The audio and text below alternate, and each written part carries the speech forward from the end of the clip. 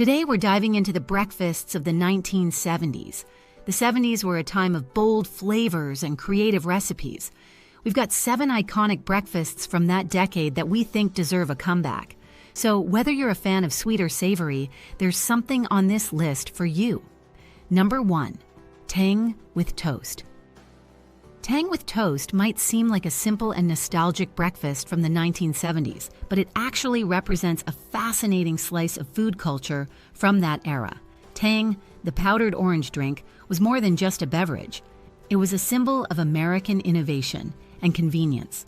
Developed in the late 1950s, Tang gained popularity when NASA used it on John Glenn's Mercury flight in 1962, branding it as the drink of astronauts.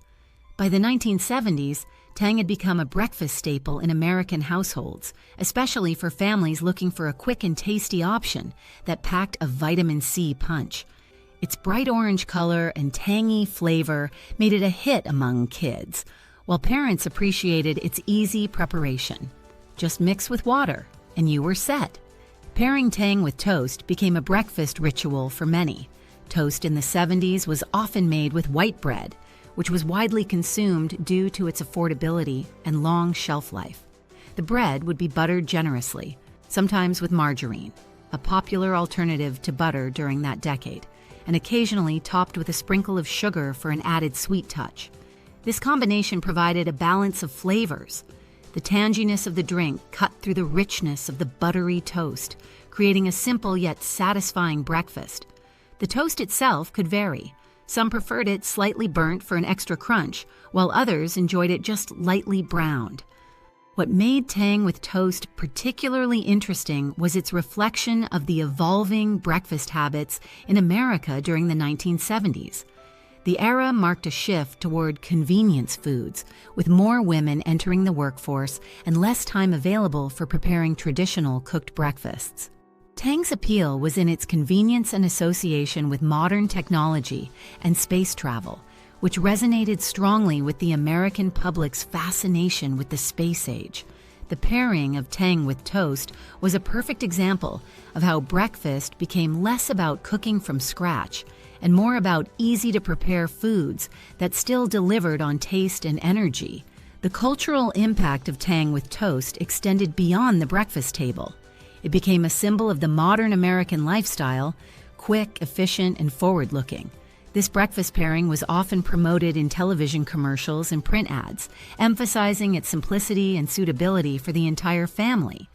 The advertising often featured children happily enjoying their breakfast with Tang, highlighting its appeal to younger generations and reinforcing the idea of it being a healthy choice fortified with vitamins. Despite its simplicity, Tang with toast embodies the essence of 1970s breakfast culture, a blend of practicality, nostalgia, and a touch of novelty. While the way we consume breakfast has evolved, the memory of Tang with toast continues to evoke a certain charm, reminding us of a time when mornings were just a bit simpler and a bit more fun. Number 2. Vienna sausages and scrambled eggs. Vienna sausages and scrambled eggs became a quintessential breakfast combination in the 1970s due to their convenience, affordability, and unique flavor profile. Vienna sausages, originally of Austrian origin, were small canned sausages that became popular in the United States for their long shelf life and easy preparation. They were made from a blend of pork and beef, finely ground and seasoned, then packed in cans with a light broth. This preservation method made them a staple in many American households, especially during a time when convenience foods were becoming increasingly popular. The appeal of Vienna sausages lies in their savory, slightly smoky flavor and their soft yet firm texture, which complemented the creamy, fluffy texture of scrambled eggs. Preparing scrambled eggs with Vienna sausages was simple. The sausages were often sliced into small pieces and sautéed in a skillet until slightly browned. The eggs were then added, creating a delicious mix as the sausage flavors infused into the eggs. This breakfast was not only filling, but also packed with protein, making it a favorite for a hearty start to the day. Another reason for the popularity of Vienna sausages and scrambled eggs was their adaptability. Families often added ingredients like diced onions, bell peppers, or shredded cheese to the mix, enhancing the dish's flavor and nutritional value. This combination allowed for creativity in the kitchen, catering to various tastes and preferences. Additionally, this dish was a practical choice during economic downturns, as both eggs and canned Vienna sausages were inexpensive, making them an accessible protein source for many families. The 1970s also saw a rise in marketing targeted at homemakers, emphasizing quick and easy meals. Recipes featuring Vienna sausages and scrambled eggs appeared in women's magazines and on television cooking shows, promoting them as an ideal breakfast for busy mornings or when unexpected guests arrived. The cultural shift towards quicker meal preparation due to the increasing number of working mothers made dishes like these a go-to for their ease and speed. The nostalgia surrounding Vienna sausages and scrambled eggs today is tied to memories of simpler times, when food was about comfort and efficiency. Despite the convenience foods that have evolved since then, this classic combination remains a reminder of how basic ingredients could be transformed into something comforting and satisfying. Revisiting Vienna sausages and scrambled eggs brings a sense of nostalgia while offering a glimpse into the practicality and resourcefulness that characterized 1970s American home cooking. Number 3, granola explosion. The granola explosion of the 1970s marked a significant shift in breakfast culture, reflecting broader social and health trends of the era. Granola, originally a health food associated with the counterculture movements of the 1960s, became mainstream in the 1970s as more Americans began to embrace natural foods and healthy eating. This decade saw a growing awareness of nutrition, driven by emerging scientific research and the popularity of fitness and wellness. People were turning away from heavily processed foods and towards more wholesome options, and granola fit perfectly into this new dietary ethos. During the 1970s, granola was seen as a versatile food that could be customized according to personal taste and dietary preferences. A typical granola recipe included rolled oats, nuts like almonds or walnuts, seeds, honey, and dried fruits, such as raisins or dates. The oats were often toasted to give granola its characteristic crunch, while the combination of nuts and seeds provided a satisfying texture and a boost of protein and healthy fats. The addition of honey or maple syrup not only acted as a natural sweetener, but also helped to bind the ingredients together, creating clusters that were both chewy and crunchy. Granola became widely available in grocery stores in pre-packaged form, thanks to companies like Quaker and General Mills, who recognized its growing popularity. These commercial versions, however, often differed from homemade granola by incorporating more sugars and additives to enhance shelf life and appeal to a broader consumer base.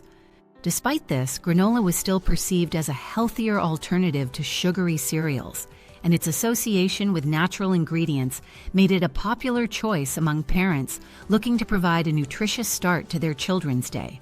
The popularity of granola in the 1970s also benefited from its image as a hip and modern food, aligning with the era's cultural trends of environmentalism and back-to-nature movements. People who were part of these movements often made their own granola at home, experimenting with various ingredients like coconut flakes, wheat germ, and even carob chips, a popular alternative to chocolate at the time. This DIY approach was not only seen as healthier, but also as a statement against the industrialization of food production. Granola also found its way into various breakfast recipes beyond just a bowl with milk or yogurt. It was used as a topping for fruit salads, mixed into pancake batter, or baked into cookies and bars. These creative uses helped solidify granola's reputation as a versatile and nutritious ingredient that could be enjoyed in numerous ways. Its high fiber content made it particularly appealing for those looking to improve their digestive health, while its natural ingredients fit well with the growing vegetarian and vegan movements of the time. The granola craze of the 1970s left a lasting impact on how people perceive and consume breakfast foods today. It paved the way for other health-focused products like muesli, energy bars, and an entire industry centered around organic and whole foods. The the desire for a healthier breakfast option continues to this day, with granola still popular among those seeking a nutrient-dense, satisfying start to their morning. Number 4. Deviled ham spread on toast. Deviled ham spread on toast was a popular breakfast and snack option in the 1970s, characterized by its creamy, savory profile and ease of preparation. This spread was made from finely ground cooked ham mixed with a blend of spices, mayonnaise, mustard, and sometimes other flavor enhancers like Worcestershire sauce, hot sauce, or sweet pickle relish. The name deviled in culinary terms refers to the inclusion of spicy or piquant seasonings, and this spread was no exception. It had a distinctive, mildly spicy kick that distinguished it from other ham-based products. The convenience of deviled ham made it a staple in many American households, especially during the 70s when processed and canned foods were widely embraced for their longevity and simplicity. Available in small cans, often under the brand name Underwood, deviled ham could be stored in the pantry for long periods, making it an accessible option for a quick meal or snack. Toast was a common pairing because it provided a crunchy contrast to the smooth, rich texture of the spread. The toasting process also brought out the natural sweetness of the bread, which complemented the savory and slightly tangy flavors of the deviled ham. Deviled ham spread on toast wasn't just a breakfast item. It could be served at any time of the day. It was particularly popular at informal gatherings or as a quick lunch option. The spread was versatile enough to be adjusted according to taste. Some people added finely chopped onions, celery, or bell peppers for extra crunch and flavor, while others might blend it with cream cheese or add a squeeze of lemon juice for a touch of acidity. It could be served on different types of bread, from white or whole wheat to rye, each adding its unique texture and flavor to the dish. The spread's popularity in the 1970s was also partly due to the era's focus on frugality and avoiding food waste.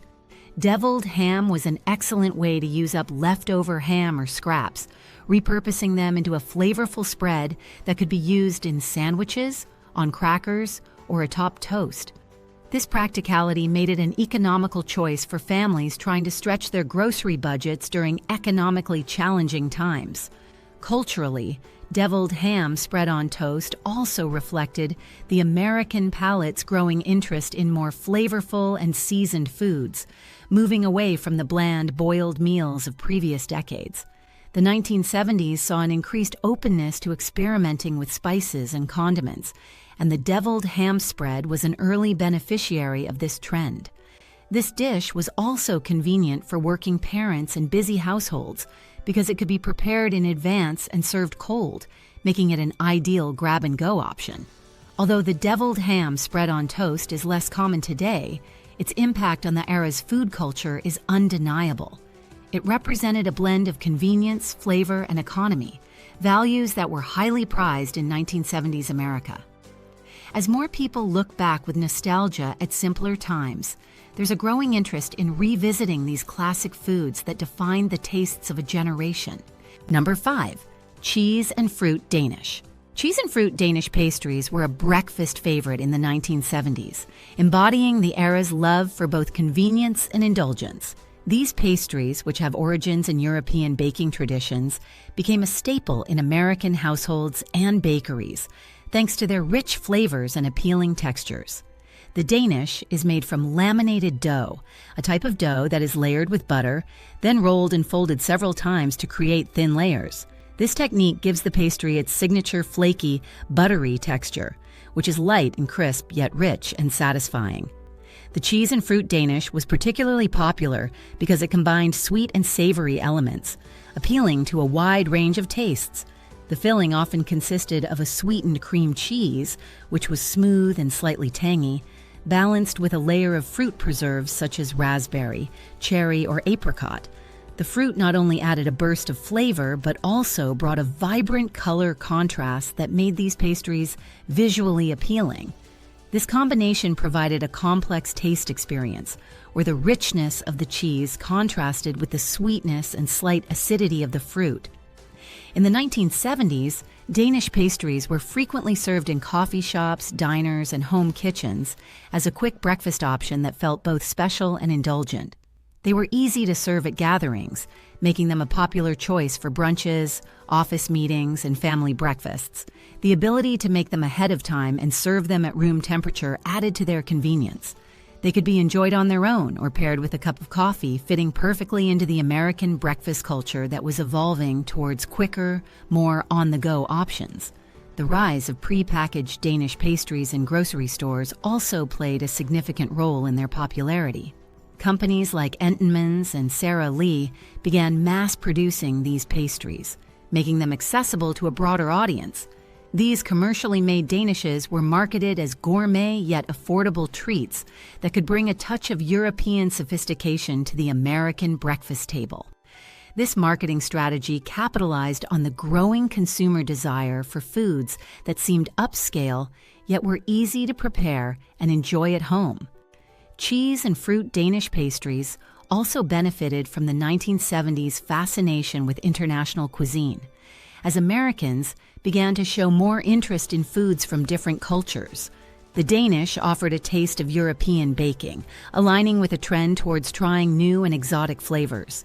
Despite their European roots, these pastries were adapted to suit American tastes, often featuring sweeter fillings and glazes than their traditional counterparts.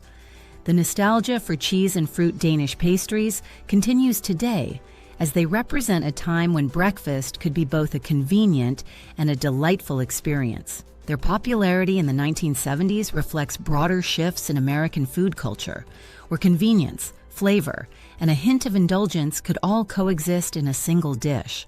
Number 6. Cream of wheat with toppings. Cream of wheat, a hot breakfast cereal made from finely ground wheat kernels, gained popularity in the 1970s as a versatile and nourishing option that could be customized with a variety of toppings. Its smooth, creamy texture made it a comforting breakfast, especially during the colder months. The cereal was appreciated not only for its simplicity and warmth, but also for its nutritional value, being fortified with iron and other essential nutrients. This made it particularly appealing to parents who wanted a hearty, nutrient-rich breakfast for their families. In the 1970s, the trend of customizing cream of wheat with a range of toppings became widespread, transforming a basic dish into something personalized and flavorful. Traditional toppings included a pat of butter and a sprinkle of sugar or cinnamon, but more adventurous variations soon emerged.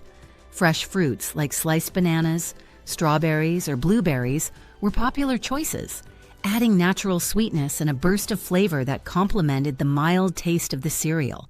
Dried fruits, such as raisins or chopped dates, were also common, providing both sweetness and chewiness, enhancing the texture of the meal.